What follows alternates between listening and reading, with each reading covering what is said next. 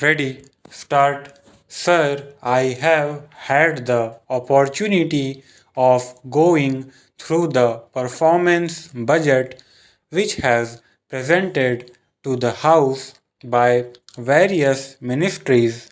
May I request the Finance Minister kindly to go through at least one performance budget.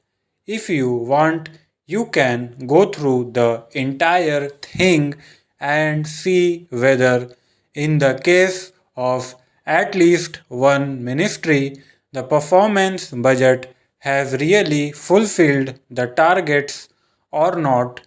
He must first satisfy himself. I, for one at least, can say that it does not give any correct idea as to what are the physical targets which they have set for themselves and how they are going to be answerable to the parliament next year when the budget is presented. If you have to compare the performance budget of next year with last year's budget, the members of parliament should be in a position to find out as to whether they have been able to achieve the targets that they have set for themselves, and if they have not, they should find out which department has failed, where the things have gone wrong. At least we should be able to find out these things.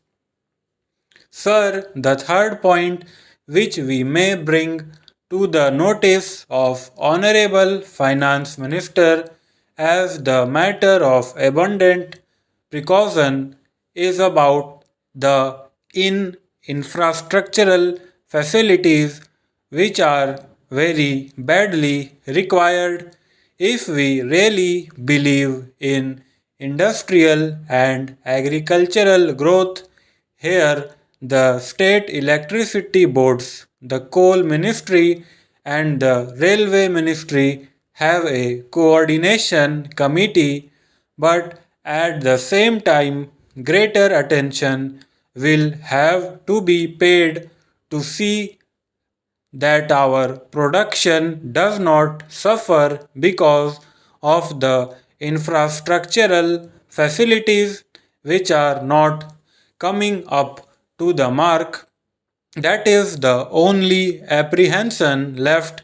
If we are able to fulfill this expectation, if electricity becomes available to all the industries which are either existing or which are newly set up, agriculturists should also get power, which is very badly required. I am sure the production oriented budget which the Honorable Finance Minister presented to the House will be completely fulfilled, and there should be no difficulty about it.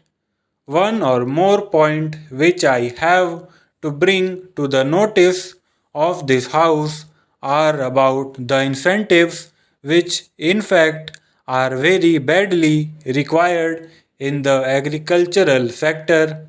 It is not sufficient to give incentives only for the growth of industry.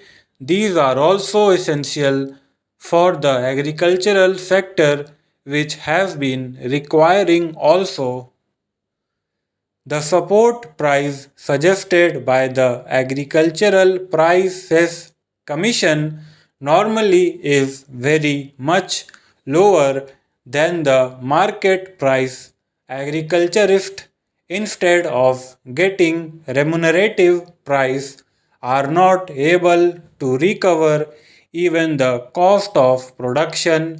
I would suggest that the Agricultural Prices Commission should be an independent body, and it should be a statutory body created by a statute of this parliament so that they are able to correctly find out and assess the cost of production and suggest what should be the price which should be payable even as a support price to the agriculturists. The second point is about the agricultural credit line, which has got choked up in a large number of states and it has got to be cleared. Honorable member is not here, but I was amused to find that every now and then, whenever the question of Maharashtra scheme was being raised here, he always used to say that there are some fictitious transactions and fictitious loans were given. I do not know on what basis he has been saying that even if there are some fictitious transactions, those could be found out and the persons concerned punished for that. Why should every cultivator be punished for that? They are not able to utilize the Reserve Bank credit limit because a large number of defaulters are there. The Maharashtra government has taken a bold and realistic step in this direction and they wanted to provide rupees 50 crores for wiping out the loan of these small and marginal farmers. I would request the finance minister to see that at least the Reserve Bank does not come in the way. The Reserve Bank should not create any difficulty in the credit line gets cleared and they are able to utilize the agricultural credit in full, which in fact they require very badly.